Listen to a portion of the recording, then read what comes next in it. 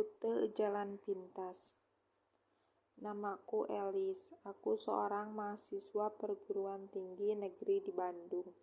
Bersenang-senang mungkin adalah hobiku. Mendengarkan musik, tren, dan ke tempat hiburan untuk sekedar menggoyangkan badan bersama teman-teman. Seringkali kami lakukan tiap minggu, tapi aku tidak menyangka tidak semuanya yang kami alami itu menyenangkan. Suatu hari, temanku Erin mengajakku untuk refreshing sekedar untuk melepas penat dengan tugas-tugas kampus. Dia mengajakku pergi ke Jakarta karena ada live party di Senayan. Kami pun berangkat menggunakan mobil Erin. Singkat cerita, setelah bersenang-senang sampai jam 2 dini hari, kami pun pulang.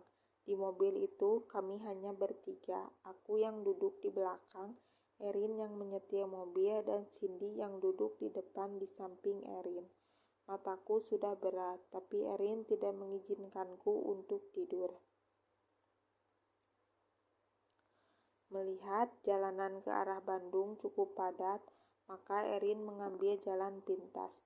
Tidak lewat tol Cipularang, melainkan melalui jalan biasa yang melewati daerah Cianjur. Obrolan kecil pun terjadi selama di perjalanan, membuat suasana dingin menjadi sedikit hangat. Sampai setelah cukup jauh, Erin tiba-tiba menghentikan mobilnya. Dia lalu turun dan menuju sebuah kios kecil. Aku tidak begitu hafal persis di mana kami berhenti. Tidak lama, Erin pun kembali ke mobil. Saat aku tanya, ternyata dia tadi menanyakan jalan menuju ke Bandung, karena dia pertama kalinya melalui jalan pintas ini. Erin menebak-nebak jalan hingga mobil pun masuk ke sebuah jalan, yang kiri dan kanannya sangat gelap. Hampir tidak ada mobil lain yang melewati jalan itu. Rasa kantuk tiba-tiba menghilang ketika kita semua sama-sama memperhatikan jalan, menerang kiri kanan jalan. Siapa tahu ada plat petunjuk jalan, namun nihil. Tidak ada petunjuk sama sekali, hanya jalanan sepi yang diapit pohon-pohon rindang. Aku pun berinisiatif membuka map di handphone. Aku membuat rute menuju Bandung dan aku sedikit lega ketika jalannya memang benar. Titik biru di map bergerak seiring dengan mobil kami yang juga melaju. Di map tergambar jalan yang lurus. Lurus terus aja, Rin, ucapku dari jok belakang. Sampai Erin menghentikan kembali mobilnya, karena di depan kami ada sebuah jalan yang bercabang. Ketika kulihat di map, jalan jelas hanya ada satu jalan saja. Aku teliti lagi, jelas sekali hanya ada satu jalan lurus. Kami memperhatikan ke depan, tidak ada sama sekali mobil yang lewat. Arah jalan sebelah kiri hanya terlihat jalan gelap menuju hutan, dan sebelah kanan tampak ada beberapa lampu yang menyala. Ketika kami semua bingung, tiba-tiba ada seorang wanita yang berjalan dari arah sebelah kiri mobil kami.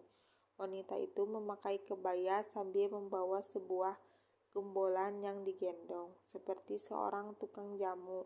Erin melajukan mobilnya perlahan menyusul wanita itu. Lalu dia membuka kaca dan bertanya, "Teteh mau tanya kalau arah ke Bandung itu lewat mana ya?" Wanita itu tersenyum tanpa berkata sepatah kata pun. Dia hanya menunjuk jalan ke arah sebelah kiri. Tapi entah kenapa aku merasa tidak yakin. "Ke kanan aja, Rin, di sana ramai banyak rumah warga," ucapku. Erin pun sangat sempat berdebat denganku sampai akhirnya setelah kuyakinkan dia pun mengikuti saranku. Kami merasa lega ketika melihat rumah warga, bahkan ada supermarket dan ATM yang kami kenal. Mobil pun terus melaju, namun ternyata keramaian kota itu tidak lama, beberapa saat saja. Mobil kami sampai ke suasana jalanan gelap yang dipenuhi pohon-pohon rindang. Jalan pun semakin mengecil, kini hanya bisa untuk satu mobil saja. Erin bertanya untuk meyakinkan lagi, apa benar ini jalannya? Aku ragu untuk menjawab. Aku lihat kembali ke map di handphoneku dan titik biru posisi kami tidak berubah. Tetap berada pada posisi terakhir saat kami tadi bertemu dengan dua cabang jalan itu. Perasaanku bercampur aduk. Aku lihat jam sudah hampir menunjukkan pukul 3 pagi. Mobil terus melaju pelan sampai di depan terlihat seberkas cahaya. Cahaya yang semakin lama semakin mendekat. Sebuah truk besar berada di jalur kami. Spontan Erin membanting setir ke sisi jalan dan mobil kami pun berhenti. Tiba-tiba saja Cindy menuju ke sebelah kiri luar mobil kami sampai menempuk bahu Erin. Ketika kami melihat ke sana, astaga, terlihat puluhan batu nisan yang tertanam. Ternyata mobil kami terperosok ke areal kuburan Cina. Erin terus menekan klakson agar truk itu cepat lewat. Kami semua panik. Aku menyuruh Erin agar cepat pergi, karena dari area kuburan itu terlihat banyak sekali sosok yang berdiri sambil memandangi kami dan perlahan-lahan berjalan tidak beraturan mendekati kami. Arwah-arwah di kuburan itu sudah menampakkan dirinya, dan aku hanya bisa menangis. Sampai tiba-tiba saja sebuah wajah muncul dari bawah jok kursi mobil. Wajah wanita dengan bibir sobek dan menganga. Aku hanya bisa menutup mulut. Erin pun langsung menginjak gas mobil ketika truk itu sudah lewat, dan kami secepat mungkin melaju mengikuti jalan entah sampai kemana.